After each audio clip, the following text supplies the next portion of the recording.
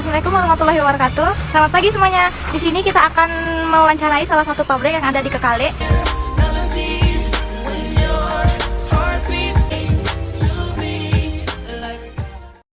A few moments later.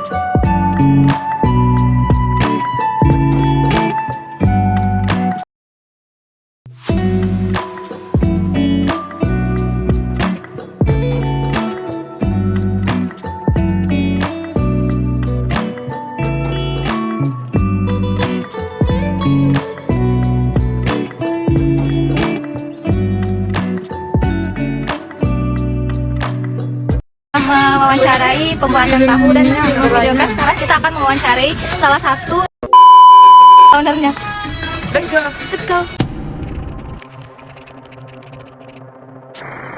Kita mau wawancara yang pertama, bagaimana sih sejarah atau awal mulanya usaha ini, tahu ini?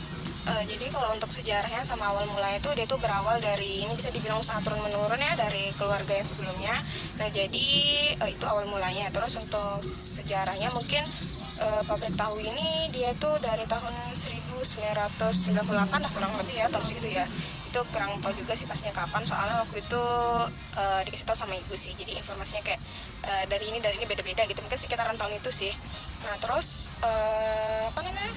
Tadi awal mulanya ya kalau awal mulanya ya memang itu dari usaha turun-menurun dan sampai sekarang dilanjutin gitu.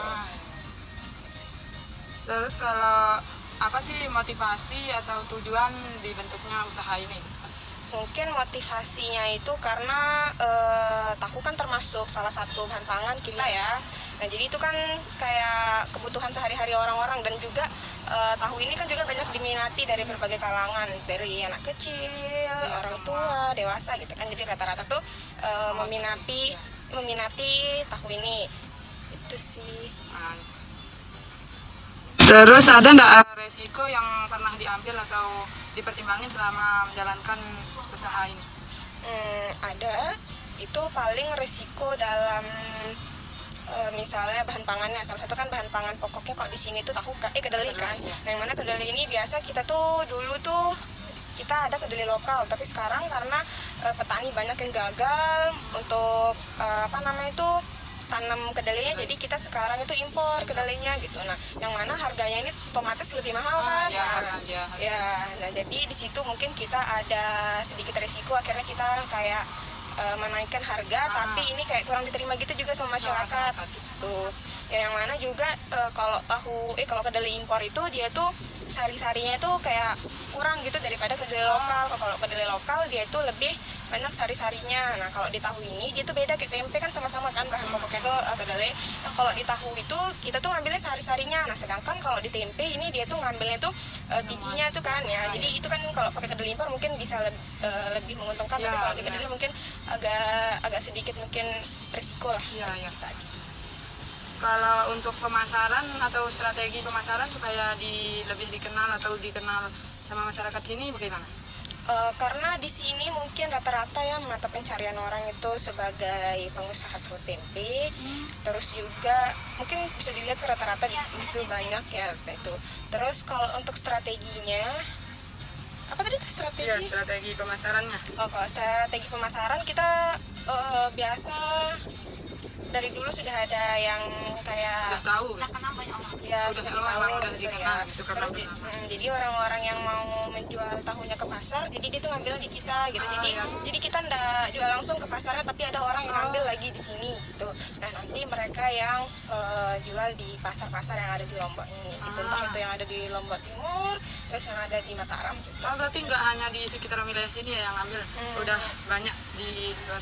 Orang-orang sini, tapi maksudnya tahunya itu dijualnya di pasar yang ada di daerah Lombok Timur. Di bawah tempat yang. Ya. Nah, Seluasin. terus kalau untuk manajemen keuangan sama pembiayaan usahanya bagaimana? Kalau untuk manajemen keuangannya, ya tetap apa sih maksudnya manajemen keuangan kayak Ya, gimana ini? pengaturannya misalnya pendapatannya segini atau dibuat catatan keuangan kah? Iya. Kalau untuk yang itu ya kita pakai itu udah catatan nanti bagaimana berapa aja barang yang masuk, Ya. terus berapa aja barang yang keluar itu tetap kita catat. Terus juga nanti ada pembiayaan untuk karyawan juga, terus untuk Ya, biaya untuk beli operasional bahan lainnya, baku, ya segala bahan baku macam. ya itu dah. Yang digunain dah. Nah, ya. Kemudian yang terakhir, ada nggak rencana bisnis ke depannya gitu terkait dengan usaha tersebut?